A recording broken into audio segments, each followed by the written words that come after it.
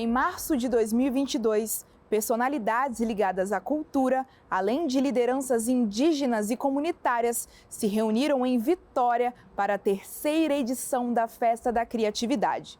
O evento teve o objetivo de promover reflexões sobre o desmonte das políticas culturais no país nos últimos anos e apontar propostas para a reconstrução do setor. Neste episódio, Cultura e Reconstrução, reunimos depoimentos sobre o atual ambiente cultural no país e a necessidade de leis específicas e outras políticas de incentivo.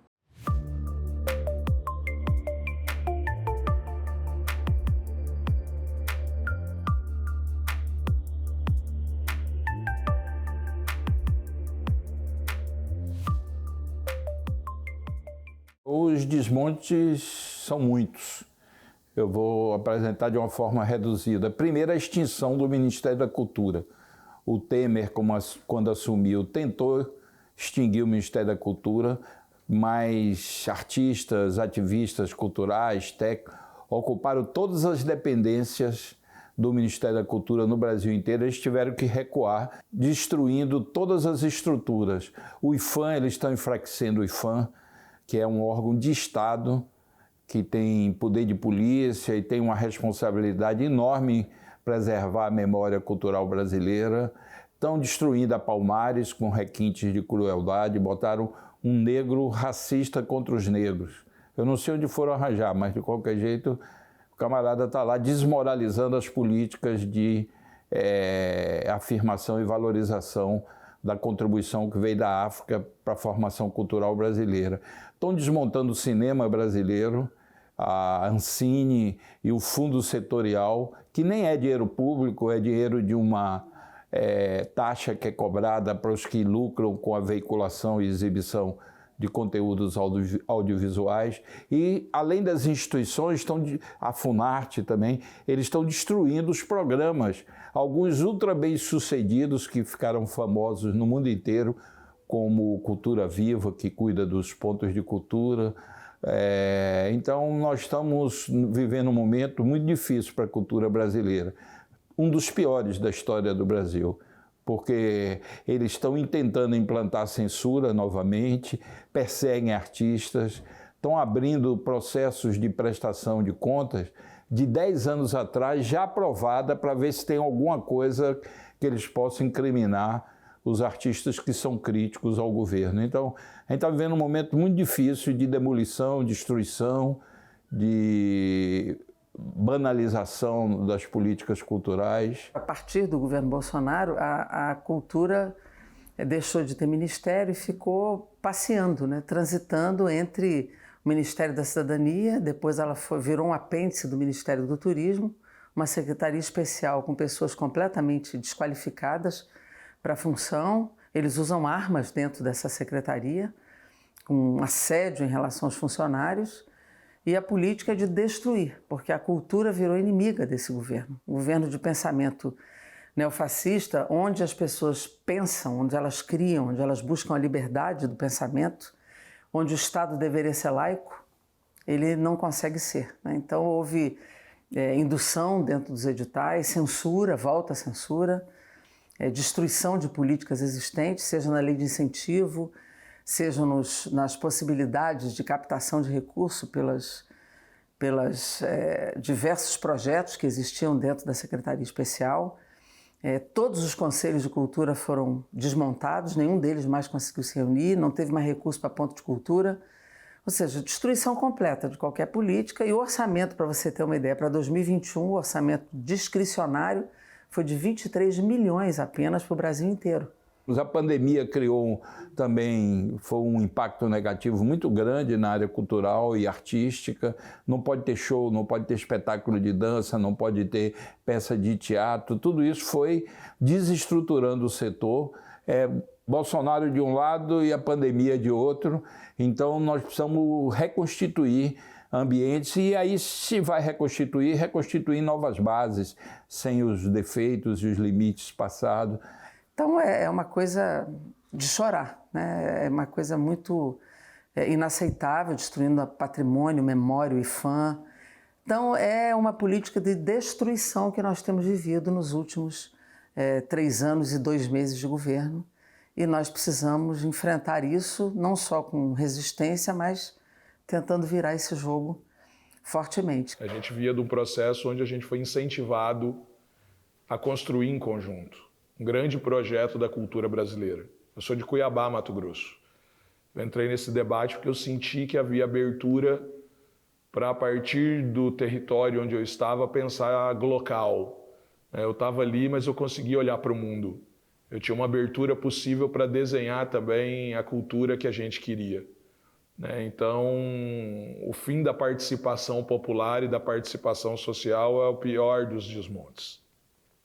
E, para além disso, todas as áreas foram muito desmontadas. Você transforma um ministério em secretaria, você extingue o ministério e transforma ele em secretaria, você acaba com o orçamento desse ministério, você acaba com os editais, você acaba com as políticas setoriais, você desmonta todas as redes e todas as políticas para a música, para o cinema, para a literatura, para as artes plásticas, para as artes cênicas, Você acaba com os pontos de cultura, você acaba com o diálogo com os povos de terreiro, com o diálogo com os indígenas, com o diálogo com os sem terra, com os sem teto, você acaba com o diálogo com o movimento LGBTQI+, você acaba com o diálogo com as pretitudes. Então você desmonta um estado de construção de uma política de cultura com a participação do povo.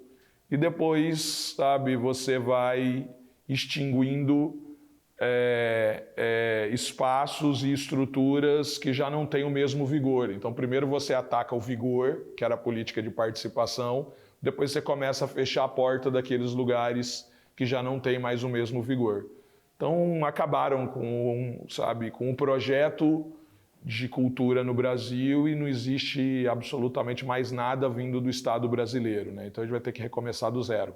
O fim do Ministério da Cultura e a criação de uma Secretaria Especial de Cultura tornou essa estrutura raquítica. Então nós temos hoje uma demora muito grande em toda a dinâmica de liberação de recursos destinados à cultura. Então nós tivemos uma Ancine paralisada, nós temos uma Cefic, que é uma secretaria destinada, criada exatamente para liberar as certificações para que os produtores culturais consigam acessar os recursos da Lei Rouanet, que demora meses e meses e meses. Portanto, muitos projetos ficaram inviabilizados, com patrocínio já completamente articulado, mas uma demora dessa estrutura na avaliação dos projetos e na liberação das cartas de captação. Então, assim, é muito triste, fora todos os ataques narrativos, simbólicos, verbais contra a cultura, contra as políticas afirmativas, contra uma consolidação de direitos que nós tínhamos na cultura, na política cultural, uma fala para as outras políticas públicas brasileiras, como uma fala de consolidação, de participação popular, de processos democráticos na definição dessa política cultural. Quando você desmonta todas essas políticas afirmativas partindo da cultura, você revela que nós estamos vivendo num momento muito duro do Brasil e que escolheu a cultura para ser a vítima desse governo que, infelizmente, é um governo que tem um viés autoritário, preconceituoso, excludente, de muitos retrocessos. A consequência é esse processo de desmobilização, principalmente, do setor, e a precarização completa, tanto das estruturas quanto do trabalho dos artistas, Então, ao mesmo tempo que gera uma indignação generalizada que se remobiliza, e começa a fazer uma defesa mais ampla da democracia brasileira. Mas a principal consequência é uma desmobilização generalizada, uma precarização, do trabalho na cultura e uma criminalização do próprio setor, que acaba afetando diretamente a vida de milhões de pessoas, o que afeta também o debate de princípios e de valores, Num país como o nosso, você pega o que é o maior potencial do país e desidrata para deixar o país fragilizado e para você ocupar o país, com o que você quer. Então, quanto mais fragilizado tiver o povo brasileiro, mais fácil para eles tentarem passar a boiada. como eles dizem. Então e eles sabem que atacando a cultura você ataca uma parte significativa da identidade desse povo, saca? Tão resiliente e resistente. Então você afeta na força de resistência, saca? Desse Brasil de baixo para cima, e ao momento que você ataca a cultura, você está atacando o povo brasileiro. A consequência maior é essa, desmobilização generalizada. Eu acho que a primeira medida, ou uma das primeiras do próximo governo, tem que ser reconstituir o Ministério da Cultura, dar um status ministerial, simbolicamente até para mostrar de que a cultura faz parte do núcleo das responsabilidades de governo e de Estado.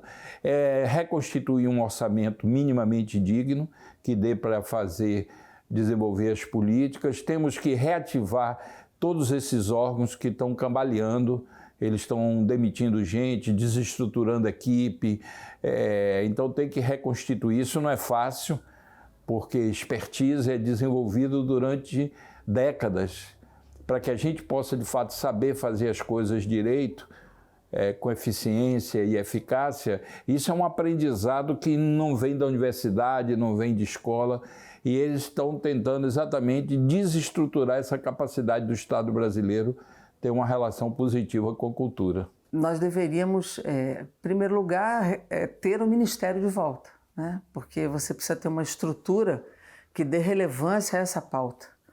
A pauta da cultura não é apenas o entretenimento, né? A pauta da cultura é muito mais do que isso. E nesse momento nós não podemos apenas fazer o que já fizemos. Nós precisamos reestruturar tudo que nós temos no Brasil, de estruturas institucionais da cultura, mas nós precisamos fazer mais. Nós precisamos colocar em prática o que até então tinha ficado no papel, mesmo nos governos mais avançados, né? E eu acho que hoje a cultura é antes e depois da Lei Aldir Blanc. Acho que a Lei Aldir Blanc ela mostrou para nós que fazer a cultura se estruturar é com fomento perene. E a Lei Aldir Blanc, eu acho que ela foi um marco divisor, né, nesse processo de como fazer o Sistema Nacional de Cultura funcionar, como estruturar de forma descentralizada a cultura, de como restabelecer o diálogo entre o Estado e a sociedade, de como criar estruturas de fomento. Eu acho que a Lei Aldir Blanc ela disse para nós o que é fazer estruturalmente a cultura funcionar no Brasil a partir do Estado brasileiro, a partir da estrutura pública de cultura. Então, nós precisamos fazer mais do que fizemos até então. Quer dizer, voltar não é voltar a fazer o que já fizemos, é voltar para uma estrutura funcionante, mas fazer mais do que já fizemos na cultura brasileira. A cultura não se enfraquece porque a cultura, para além da produção cultural, ela é um pulso identitário. A cultura existe independentemente do Estado. A gente não precisa do recurso do Estado para existir, mas é direito ter acesso ao recurso do Estado. É um direito de cidadania cultural, é um direito do povo brasileiro.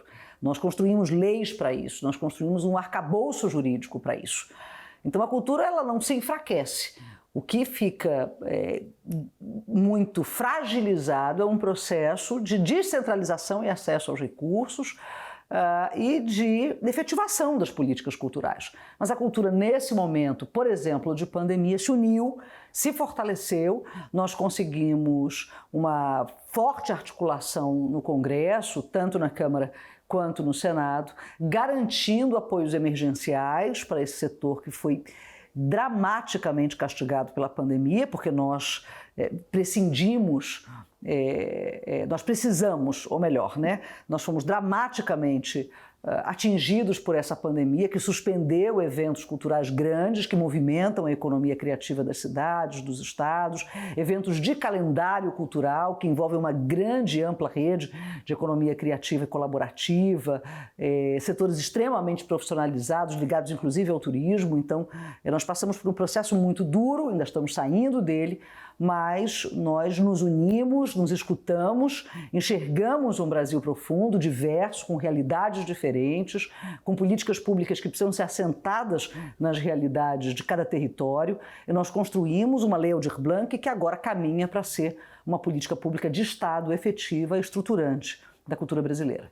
É um grande plano nacional de cultura que precisa ser viabilizado, é um sistema nacional de cultura que está aí pronto para ser colocado para rodar, voltar às conferências onde essas pessoas se encontram, retomar a Ancine, ter uma agência nacional da música, ter uma agência para o teatro, sabe? Trazer para perto e ter um diálogo entre povos indígenas e meio ambiente e cultura, comunicação e cultura, educação e cultura, direitos humanos e cultura. É fundamental também que tenha uma secretaria de cultura em cada ministério e que a cultura seja transversal, que tenha um comitê de cultura no Palácio do Planalto, do lado do presidente da República. Então, é reconstruir o que a gente já fez, sabe? E ampliar a ocupação de espaço de um setor que foi fundamental na luta pela democracia no Brasil. A maioria das coisas que são feitas pela sociedade, pelos artistas, pelos grupos culturais, pelas organizações socioculturais, e os empresários, empreendedores têm um papel também, investem, criam mercado, articulam seminários, festivais, programas na TV e tal. Tem toda uma dinâmica que participa a sociedade organizada, o mundo artístico-cultural, os empresários e o Estado tendo um papel de criar as melhores condições para o desenvolvimento desse conjunto complexo e articulado. Nós entendemos que as grandes e médias empresas têm uma responsabilidade social, uma responsabilidade ambiental de dar essa contribuição nesse fortalecimento, nessa estruturação cada vez maior da nossa produção cultural brasileira. E quando a gente fala de produção cultural brasileira, não necessariamente é um produto cultural como uma peça de teatro, como um espetáculo de música, como a produção de um instrumento musical. É a manutenção de um saber de um território que corre o risco de desaparecer se essa comunidade não tiver apoio para continuar fazendo a sua pequena festa para 20 pessoas, onde uma tradição ou um saber que atravessa os séculos se mantém ali. Não há como o Estado brasileiro fazer sozinho, né? Quem faz a cultura de fato é a sociedade, é o povo, é a sociedade, são os coletivos organizados, são os territórios, né? É a cultura viva comunitária. Ponto de Cultura, por exemplo, já mostrou isso para nós, já você substituir a assistência pela potência, né? E eu acho que todos os setores da sociedade, sejam eles sociedade civil organizada, seja ele o setor privado, seja eles setores filantrópicos, sejam eles os setores que se organizam na cultura de rua, nas culturas das periferias, todos eles têm o seu papel, têm parte a cumprir nas parcerias que o Estado precisa fazer. Então eu vejo que cada um tem uma parte a contribuir para fazer pulsar a cultura brasileira. Então, o Estado tem o seu papel fundamental, né, de fazer com que esse fomento aconteça, mas todo mundo tem que fazer parte dessa reconstrução da cultura brasileira e fazer a cultura brasileira pulsar. Inclusive no fomento, na potencialização, na criatividade. Eu acho que todo mundo tem um papel a cumprir, né? Inclusive o Sistema S tem cumprido um papel extremamente importante na cultura brasileira.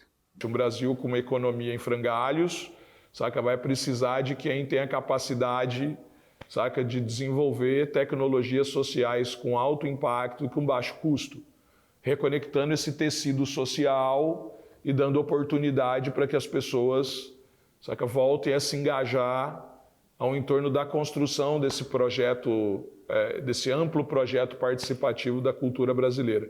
E a iniciativa privada, ela em certa medida vem a reboque dessa retomada, né? Numa parceria com o Estado, investindo para que essa sociedade civil criativa, forte, robusta, possa dar continuidade ao que vinha fazendo e que foi interrompido. Não tem muito segredo também. A dinâmica cultural nas periferias da sociedade brasileira é gigantesca.